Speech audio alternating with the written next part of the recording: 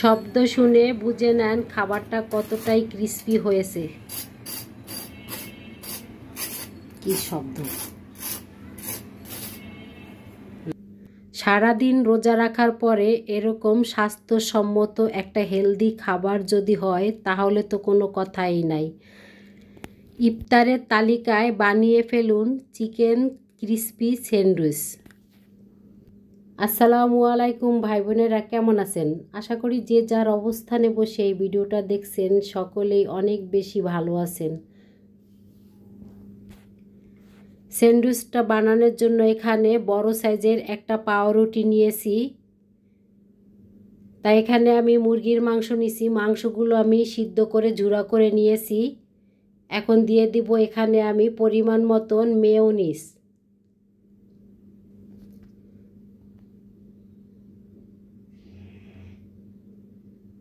দুই চামচ পরিমাণ আমি দিয়ে দিব টমেটো সস।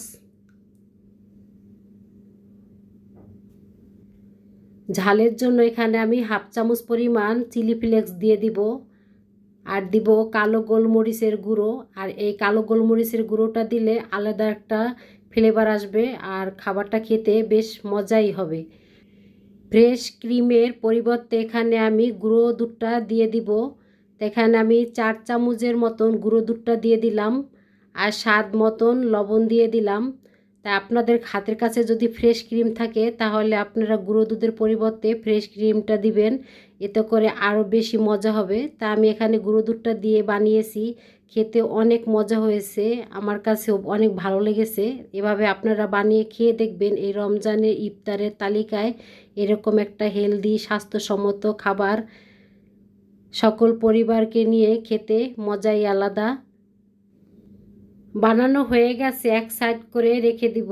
তা আজকে আমি পাউরুটির সাইডগুলো কাটবো না, কারণ এটা তো আর দেখা যাবে না। তা আপনাদের যদি ভালো না লাগে তাহলে আপনারা সাইডটা কেটে নিতে পারেন।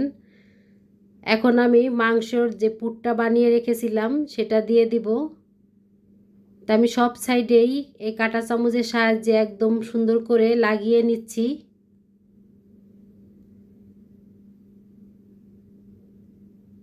লাগানো হয়ে গেছে, এখন উপরে একটা পাউরুটি দিয়ে দিলাম। তা এভাবে আমি সব স্যান্ডউইচগুলো বানিয়ে নিব। তা বানানো তো হয়ে গেছে, এখন আমি একটা এখানে লিকুইড বেটার বানিয়ে নিব। তা প্রথমে আমি একটা ডিম ভেঙে দিলাম। তা ডিমটাকে ভালো করে ফেটিয়ে নিচ্ছি। ফেটানো হয়ে গেছে, এখন এখানে আমি পরিমাণ মতন লিকুইড দুধ দিয়ে দিলাম। তা দুধের সাথে ডিমটাকে ভালো করে মিশিয়ে নিচ্ছি। এই পর্যায়ে এখন আমি দিয়ে দিব স্বাদ মতন লবণ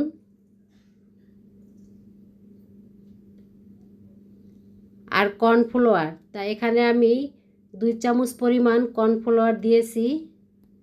তা কর্নফ্লাওয়ার দেওয়ার পরে এখন আমি কাঁটা চামচের সাহায্যে ভালো করে দুধের সাথে মিশিয়ে নিব এই লিকুইড বেটারটাকে।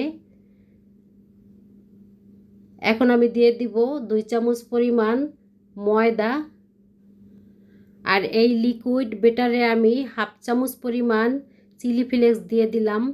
তার আপনারা চাইলে এটা স্কিপ করতে পারেন, কারণ আমি দিলাম। তা খেতে বেশ মজাই হয়েছে, হালকা মিষ্টি মিষ্টি আবার একটু ঝাল ঝাল।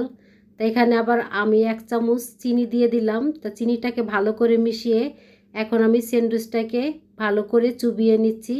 চুবানোর পরে এখন আমি ব্রেড ক্রাম্ব লাগিয়ে নিচ্ছি।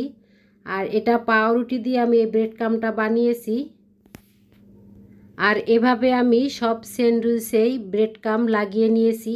এখন ভাজার পালা। তাই এখানে আমি পর্যাপ্ত পরিমাণ সয়াবিন তেল দিয়ে দিলাম, কারণ এই পাউরুটিটা অনেকটাই চওড়া আর তেলের পরিমাণটা একটু বেশি দিলে সব সাইডটাই সুন্দর করে ভাজা হবে। তা আমি চুলার আঁচটা মিডিয়াম রেখে ভেজে নিচ্ছি, কারণ চুলার আঁচটা বেশি জোরে দিলে দেখা যায় উপর থেকে পুড়ে যাবে আর দেখতে ভালো লাগবে না। তা ভাজা হয়ে গেছে, এখন আমি উঠিয়ে নিচ্ছি। তা ভিডিওর এই পর্যায়ে এসে যে সকল ভাই বোনেরা এখন পর্যন্ত ধৈর্য সহকারে ভিডিওটা দেখছেন কিন্তু ভাই বোন একটা লাইক দিতে ভুলে গিয়েছেন, প্লিজ একটা লাইক দিয়ে দিবেন। আর আমার এই রেসিপিটি যদি কোনো অংশ ভালো লেগে থাকে তাহলে আমার চ্যানেলটি সাবস্ক্রাইব করতে পারেন। এভাবে নিত্য নতুন রেসিপি দেখার জন্য আমার সাথে থাকতে পারেন।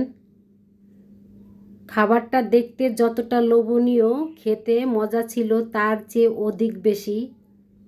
তবে বাচ্চাদের ক্ষেত্রে এই খাবারটা বানানোর সময় একটু ঝালের পরিমাণটা একটু কম দিতে পারেন, কারণ যদি বাচ্চারা খায় তাহলে একটু ঝালের পরিমাণটা কম দিলে ভালো হবে। তা আমরা তো খেয়েছি, এজন্য একটু ঝালটাও বেশি দিছি।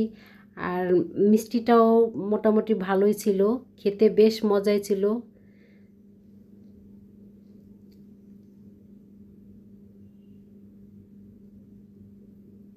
এভাবে নিত্য নতুন রেসিপি দেখার জন্য আমার চ্যানেলটি সাবস্ক্রাইব করে আমার পাশে থেকে যেতে পারেন।